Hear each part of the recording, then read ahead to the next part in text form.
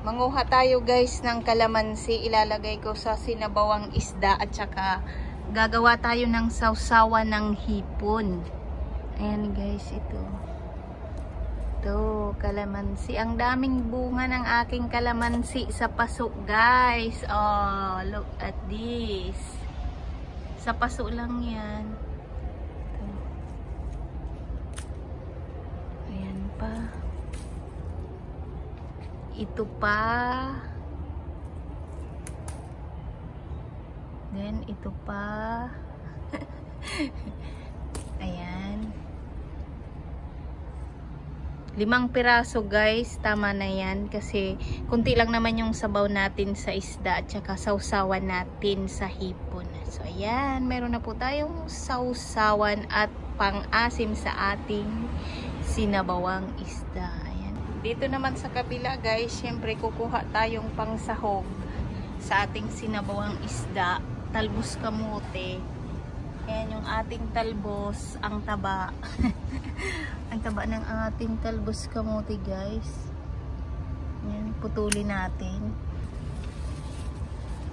So ayan ang ating pangsahog sa ating sinabawan. Oh, di ba? Ayan guys. Ayan naman guys yung ating sinabawan na isda. At syempre nilagyan ko lang naman siya ng kamatis, magic sarap at asin. At ayan nga po, may sili akong nilagay. Wala tayong sili na pangsigang, so yan na lang po nilagay ko.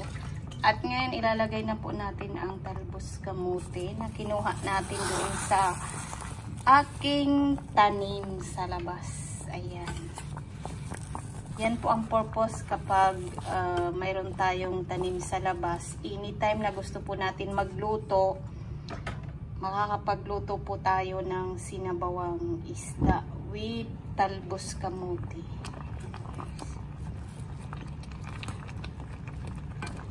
At saka talagang tanim po natin, alam natin na malinis yung gulay na sinasahog natin sa ating mga ulam.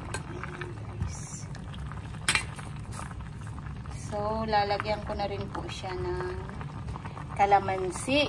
At syempre yung kalamansi natin, bagong pitas din mula doon sa aking kalamansi sa paso. So, ayan, fresh na fresh ang ating gulay. At syempre ang ating isda. So, kakain na po tayo. Ayan guys, ang ating sinabawang isda. Ay, ang bango guys ng kalamansi. Ang sarap guys kapag kalamansi ang nilagay nyo sa sinabawang isda. Ayan. Ayan guys. Off na natin yung ating kalan para hindi ma-overcook yung ating talbos kamote. Ayan, ang bango.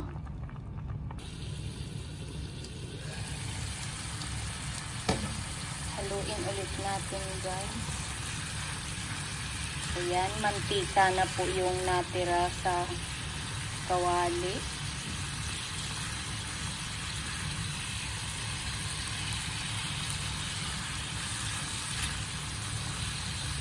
Ganyan lang po kabilis magluto ng ulam. Ayan, luto na po yan.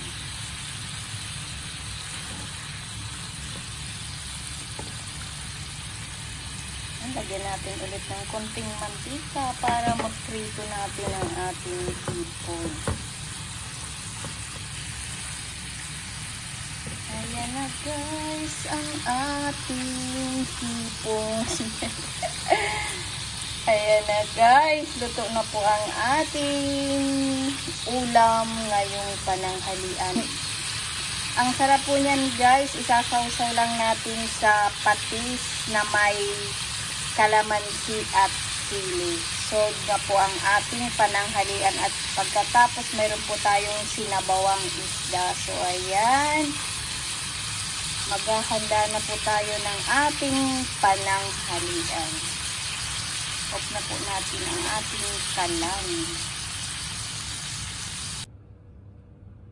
Kain na po tayo. Ito na yung ating niluto na hipon, sausawan, patis na may kalamansi at sili at ang ating sinabawang isda guys.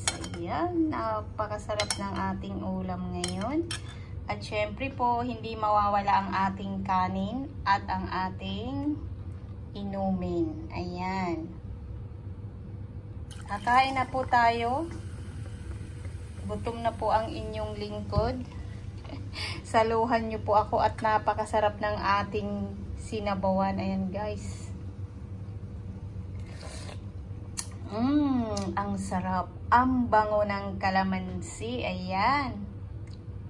Kaya kakain na tayo guys. Ayan po. Unang subo po para sa inyo. Lagyan natin ng talbos kamuti. Talbos kamuti. At maghihimay po tayo ng hipon. Ayan guys. Kain po.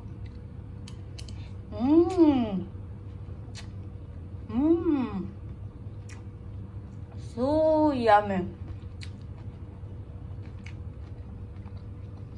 Kain po. Ito yung ating hipon guys. So, grabe. Ganito talaga yung mga gusto kong ulam. Simpleng luto lang sa hipon. Ayan, isasawsaw nyo dito.